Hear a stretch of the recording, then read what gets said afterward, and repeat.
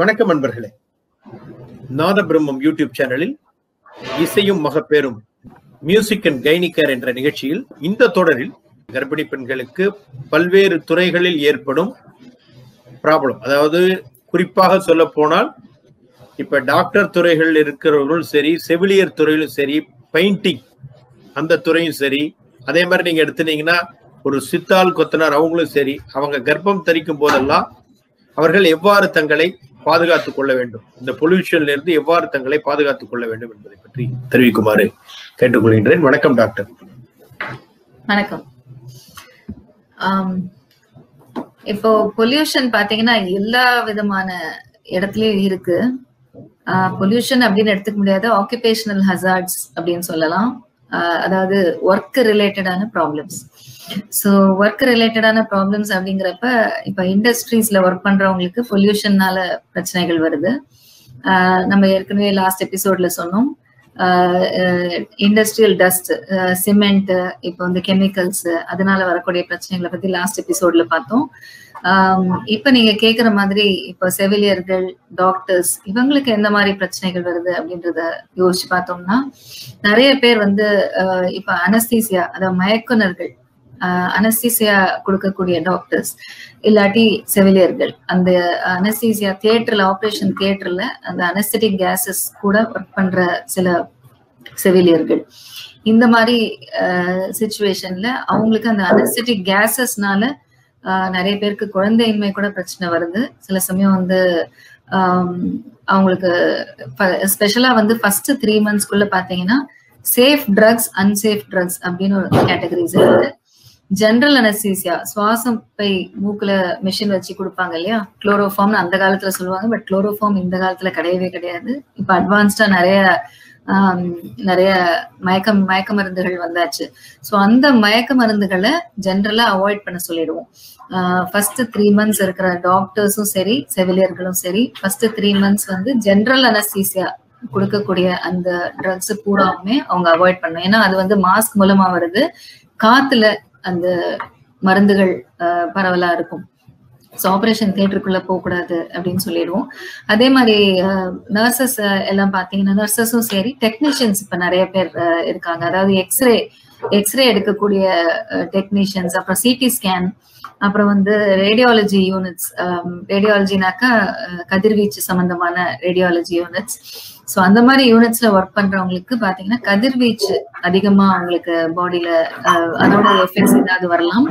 So கதிர்வீச்சு அப்படிங்கிறது ரொம்ப நீங்க எல்லாருமே எல்லா இடத்துலயும் பார்த்திருப்பீங்க, சிடி ஸ்கேனுக்கு வெளியில போட்டிருப்பாங்க, இதுக்குள்ள பிரெக்னென்ட் உமன் என்டர் பண்ணக்கூடாது அப்படின்னு சொல்லி. அதிகமான கதிர்வீச்சு இருக்கக்கூடிய இடங்கள் இது, சிடி ஸ்கேன், எக்ஸ்ரே ரூம், அதெல்லாம்.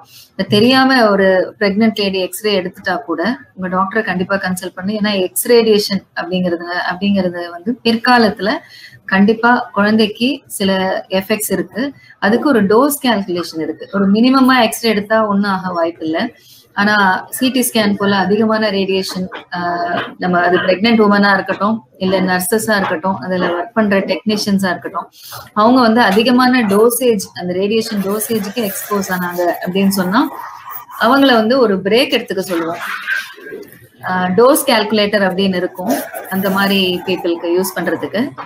அந்த டோஸ் கால்குலேட்டர் அது வந்து உடம்புலயே ஒரு பேட்ச் மாதிரி போட்டிருப்பாங்க. அது வந்து எவ்வளவு ரேடியேஷன் நம்ம டாலரேட் பண்ற, நமக்கு ஹார்ம்லெஸ்ஸா இருக்கக்கூடிய லெவல் வரைக்கும், அதுக்கப்புறம் அதை ஒரு அலாம் இல்லாட்டி ஒரு சிக்னல், அதை வந்து நம்ம அடிக்கடி நம்ம அதை செக் பண்ணிக்கிட்டே இருக்கணும். ஒரு குறிப்பிட்ட டோஸ் வந்துருச்சு அப்படின்னு சொன்னா அவங்களை அந்த எக்ஸ்ரே யூனிட்ல இருந்து அவங்களுக்கு லீவ் மாதிரி கொடுத்து வேற டிபார்ட்மெண்ட் சேஞ்ச் பண்ணிடுவோம். ஸோ எக்ஸ்ரேடியேஷன் ரொம்ப இம்பார்ட்டன்ட். பிரெக்னென்ட் ஆனா ஃபர்ஸ்ட் 3 monthsல டெஃபினட்டா எக்ஸ்ரே எக்ஸ்போஷரோ, சிடி ஸ்கேன் அந்த மாதிரி எக்ஸ்போஷரோ, இல்ல வந்து மேமோகிராம், இது மாதிரி நிறைய எக்ஸ்ரே யூஸ் பண்ணக்கூடிய எந்த விதமான கதிர்வீச்சு இதுவா இருந்தாலும் அதை அவாய்ட் பண்ணணும். அதே போல இப்ப சாஃப்ட்வேர் கம்பெனில ஒர்க் பண்றாங்க. போன எபிசோட்ல நம்ம சொன்னோம், மொபைல் போன்ஸ், லேப்டாப்ஸ், இதுல இருந்து வரக்கூடிய லோடோஸ் ரேடியேஷன் அப்படின்னு சொல்றோம். ஸோ இந்த ரேடியேஷன் வந்து டெஃபினட்டா சம்டைம்ஸ் குழந்தைங்களுக்கு பாதிப்பு வரலாம். வளர்ச்சி குறைதல், இல்ல அபார்ஷன்ஸ், இந்த மாதிரி வரலாம்.